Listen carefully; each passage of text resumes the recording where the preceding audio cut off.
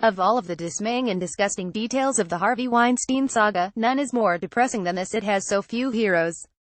There is a storybook villain, Weinstein, whose repulsive face turns out to be the spitting image of his putrescent soul. There are victims, so many of them, typically up-and-comers in an industry where he had the power to make or wreck their careers, or bully or buy their silence, or, if some allegations are to be believed, rape them. But mostly there are enablers, both those who facilitated his predations and those who found it expedient to look the other way. The enablers were of all sorts. Corporate board members who declined to investigate allegations of his sexual behavior and now claim the news comes as an utter surprise. Assistants who acted as honeypots, joining meetings between Weinstein and his intended victims to give them a sense of security, and then leaving the predator to his prey. Reporters who paid him tribute with awards, did his bidding with fawning coverage, or went after his enemies with hit pieces. A lavishly paid Italian studio executive whose real job, according to former Times reporter Sharon Waxman, was to take care of Weinstein's women needs. A lawyer for the executive reportedly denies the allegation. And then there was the rest of Hollywood. Weinstein's depredations were an open film industry secret, the subject of an onstage joke by Seth MacFarlane at the 2013 Oscar nomination announcement. Everyone laughed because everyone got it. Some of his victims, such as Gwyneth Paltrow, became Hollywood powers in their own right but never publicly rang an alarm until this week. The actor Ben Affleck, who owes his start to Weinstein, is an overnight laughingstock because he acts surprised by the producer's behavior. He won't be the only celebrity doing his best Claude Rains' shocked impression. Even some of the ostensibly good guys in this saga cannot be let off lightly.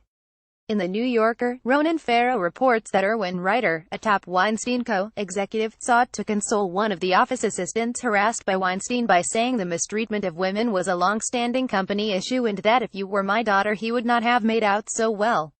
But Ryder never went public. Perhaps it should come as no surprise that an industry built around pretended characters and scenarios could have pretended for so long that nothing was amiss. Perhaps it should be no surprise, either, that its concept of ethics is every bit as irreverent and constant as most everything else in Tinseltown. The outrage over Weinstein also has a whiff of opportunism. In recent years, notes New York Magazine's Rebecca Traister, Weinstein has lost power in the movie industry and is no longer the indie mogul who could make or break an actor's Oscar chances. Lame horses get shot. It's in this context that one can mount a defense of sorts for Weinstein, who inhabited a moral universe that did nothing but cheer his golden touch and wink at or look away from his transgressions, right until the moment that it became politically inconvenient to do so. Conservatives are trying to make hay of the fact that Weinstein donated lavishly to Democratic politicians, backed progressive causes and distributed films such as The Hunting Ground, a documentary about campus sexual assault.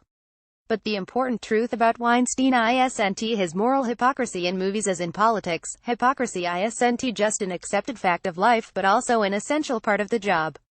The important truth is that he was just another libidinous cat in a libertine culture that long ago dispensed with most notions of personal restraint and gentlemanly behavior. I came of age in the 60s and 70s, when all the rules about behavior in workplaces were different, Weinstein wrote in his mea culpa to the Times last week. That was the culture then. That line was roundly mocked, but it contains its truth. Like those other libidinous cads, Bill Clinton and Donald Trump, Weinstein benefited from a culture that often celebrated, constantly depicted, sometimes enabled, seldom confronted, and all too frequently forgave their behavior. Hyenas cannot help their own nature. But the work of a morally sentient society is to prevent them from taking over the savannah.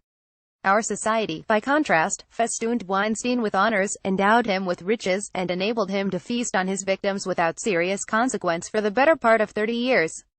The old saw that all that is needed for evil to triumph is for good men to do nothing was never truer than it was in Weinstein's case. It may be that Weinstein's epic downfall will scare straight other sexual miscreants, or at least those who tolerate their behavior and are liable for its consequences.